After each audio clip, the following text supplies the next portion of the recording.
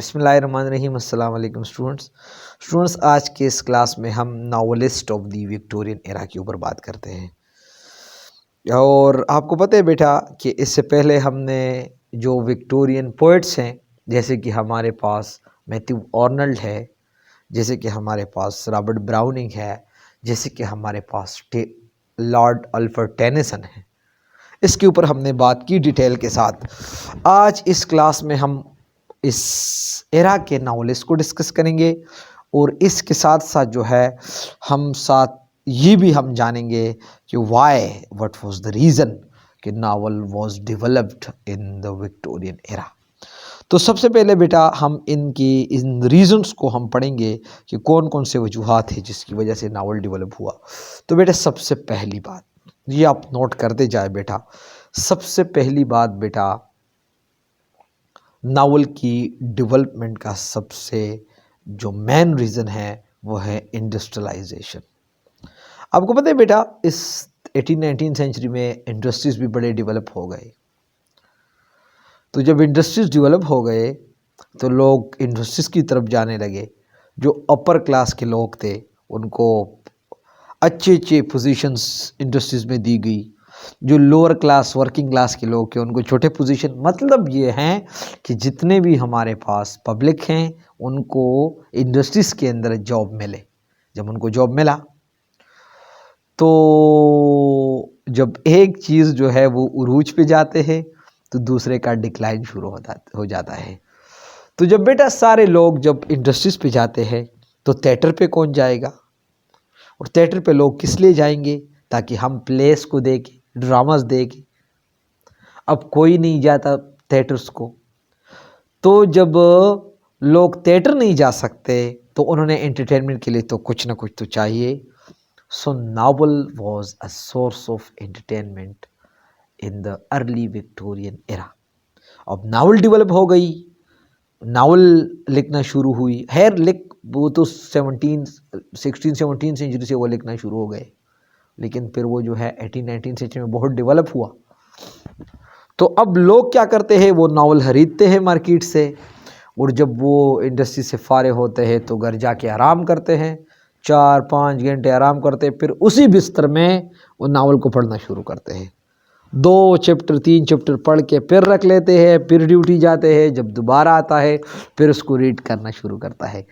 तो ना उसका वो पैसे खर्च होते हैं ज़्यादा, थोड़े से पैसे पे उसको मिलता है। सो फर्स्ट रीज़न ये है कि नावल जो है वो अवेलेबल सोर्स रहा सबके लिए, और उन लोगों के लिए जो एंटरटेनमेंट चाहते हैं और टाइम नहीं है थिएटर जाने के लिए, ड्रामा देख नहीं सकते, प्लेस देख नहीं सकते, तो कोई इशू तो नहीं है, उनके पास तो नावल मौजूद है, उसको पढ़ेगा। अच्छा, इसके बाद बेटा थिएटर्स को वो लोग जाते थे, दूसरा रीज़न, थिएटर्स को वो लोग जाते थे जिनके पास पैसे होते थे। अब गरीब जैसा बंदा वो तो थिएटर नहीं जा सकता, और कुछ ख़ास पैसे भी चाहिए थिएटर के लिए। तो मतलब थिएटर जाना सिर्फ अमीर लोगों का और अच्छे जो पैसे वाले लोग हैं उनका काम है, जबकि नावल जो है वो गरीब भी खरीद सकता है। एक नावल वो लेके थोड़े से पैसों पे। सो एक तो उसका डिमांड ज़्यादा हुआ। जब जिस चीज़ का डिमांड ज़्यादा होता जाता है वो चीज़ बढ़ता जाता है, उसका डिमांड ज़्यादा हुआ। जब डिमांड ज़्यादा हुआ तो लोगों ने उसका प्रोडक्शन भी ज़्यादा कर दिया। समझाते या नहीं? तीसरी रीज़न, जो हमारे पास वर्किंग क्लास होते हैं मोस्टली वो एजुकेटेड होते हैं। बड़े लोग एजुकेशन नहीं करते, वो कहते हैं हाँ डिग्री चाहिए, वो भी अगर ज़रूरत पड़े, सिर्फ डिग्री की ज़रूरत हमें चाहिए, पढ़ते तो कोई नहीं है। अब पढ़ेगा कौन? ना ज़्यादा गरीब पढ़ सकता है ना ज़्यादा अमीर पढ़ सकता है। जो एवरेज मिडिल क्लास लोग जो है वो बड़े शौक़ रखते हैं पढ़ने के साथ। गरीब इंतहाई मजबूरी से नहीं पढ़ सकता, और अमीर इंतहाई मस्ती की वजह से नहीं पढ़ सकता। देखिए मैं आपको एक अनदर एग्जांपल में दूंगा। देखिए, गरीब और अमीर दोनों रोटी की वजह से भागते हैं। अमीर इसलिए भागते हैं ताकि मैंने जो रोटी खाया कि हज़म हो जाए, और गरीब इसलिए भागते हैं कि मैं रोटी ढूंढ लूँ कि मिलता कहाँ है। तो इनडायरेक्टली वो दोनों जो है, अगर आप सोच ले तो दोनों वो भागते हैं। तो बेटा दूसरा रीज़न हमारे पास ये रहा कि एक गरीब इंसान भी नावल को ख़रीद सकता है और उसको वो घर पे पढ़ सकता है। अच्छा बेटा, और तीसरी बात जो है वो एजुकेशन रेशो भी ज़्यादा हो गए। तो जब एजुकेशन रेशो, तो एजुकेटेड यूथ आ गए और उन्होंने भी नावल पढ़ना शुरू की। इसका चौथा रीज़न बेटा, ये इंतहाई लाजमी लेक्चर है, इसको आप लाजमी सुने। चौथा रीज़न बेटा, चौथा रीज़न हमारे पास ये है कि उस वक्त के जो राइटर हैं उन्होंने वो सोसाइटीज़ को एक्सेप्ट की, और जो सोसाइटीज़ के अंदर बुराइयाँ थे उनको नावल के अंदर उठाया और लोगों तक पहुंचाया। जो सोशल इवल्स थे ना, वो नावल के थ्रू जो है उन्होंने उठाया, लोगों तक पहुंचाया। अच्छा बेटा, पांचवी जो टेक्निकल व्यू है वो क्या है, मतलब कास है वो क्या है। इससे पहले पोइट्री हुआ करता था 14th सेंचुरी में, जैसे कि चॉसर, विलियम लैंगलैंड, जॉन गावर। इसके बाद जो है 16th सेंचुरी में, 17th सेंचुरी में प्लेस हुआ करते थे, विलियम शेक्सपियर, क्रिस्टोफर मार्लो। तो वो क्या प्लेस वो लिखते थे। फिर 18th सेंचुरी में हमारे पास, 19th सेंचुरी में चार्ल्स डिकन, टॉकरे, इस तरह के ग्रेट ग्रेट राइटर्स आ गए। अब सवाल ये पैदा होता है कि वजह क्या है। तो बेटा पोइट्री के अंदर हम इतने थाट्स को और इतने आइडियाज़ को नहीं कंपोज कर सकते जितना हम एक प्ले के अंदर कर सकते हैं, और फिर एक प्ले के अंदर हम इतना थाट्स नहीं कंपोज कर सकते जितना हम एक नावल के अंदर। सो नावल हमारे पास वाहिद एक ऐसा ज़रिया रहा जिसके अंदर इंसान पूरे ख्वाहिशात का इजहार कर सकता है। इवन एक नावल के अंदर एक राइटर पूरा बायोग्राफी भी लिख सकता है। अगर हम बात कर ले थॉमस हार्डी की, मेयर ऑफ कैस्टर ब्रिज की हम बात कर ले, इससे बढ़ के अगर हम बात कर ले डीच लॉरेंस की नावल्स की, अगर हम जैसे कि फॉर एग्जांपल अगर हम बात कर ले एक नावल की कि वो कहते हैं a portrait of the lady as a gentleman की हम बात कर ले, तो ऐसा कि बहुत सारे नावल्स अगर हम उठाए तो इसके अंदर बहुत सारे बायो, या बेटा अगर हम है, खैर वो तो प्ले है, लेकिन उसके अंदर प्ले के अंदर चंद एलिमेंट्स आते हैं बायोग्राफी का, लेकिन ऐसे नावल है जो पूरा बायोग्राफी पे वो जो है मबनी है। जैसे कि portrait of a lady as a young man जो है, ये अगर आप देख ले तो इसके अंदर जो है डीच लॉरेंस की पूरे जो है वो क्या है, उसका बायोग्राफी है। तो बेटे नावल हमारे पास एक ऐसा ज़रिया रहा जिसके अंदर जो है हम क्या करते हैं, पूरा जो है अपने थाट्स वो हम कंपोज कर सकते हैं। ठीक है, इससे बढ़ के बेटा हमारे पास जितने भी नावलिस्ट है उसी टाइम के, उन्होंने सोसाइटी को एक्सेप्ट की और फिर उस सोसाइटी को अमेंड करने की कोशिश की, क्रिटिसिज्म नहीं की। ये नहीं कि वो क्रिटिसिज्म नहीं कर सकते, क्रिटिसिज्म नहीं की, उसने अच्छे लैंग्वेज के अंदर वो बुराइयाँ जो है उन्होंने बुलाई। अच्छा, जो सोशल ईवल्स थे उन्होंने वो ख़त्म की।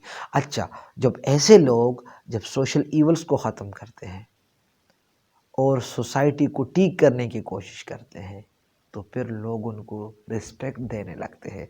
अगर हम बात कर ले आज के हमारे पाकिस्तान के इमरान खान के बारे में हम बात कर ले, तो ऐसा लोगों का कहना है, बाकी पॉलिटिक्स में मैं इतना इन्वॉल्व नहीं हूँ ना मुझे पता है।